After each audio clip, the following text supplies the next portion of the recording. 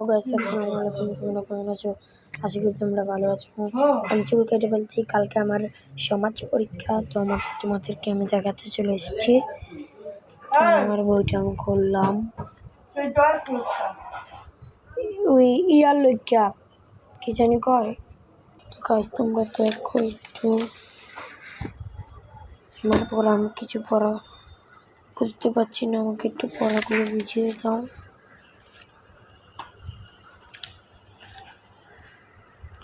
প্রশ্ন এখানে বলেছে প্রাকৃতিক কাকে বলে? প্রাকৃতিক বিভিন্ন উপাদান নিয়ে পরিবেশ গঠিত হয়, তবে তাকে পরিবেশ বলে। আরো অনেক পড়া এখানে কয়েকটা চার অধ্যায়, আর এগুলোর ভিতরে চার অধ্যায় চলে আসছে। তো ভিডিওটা আজকে এ পর্যন্তই, বাবাই।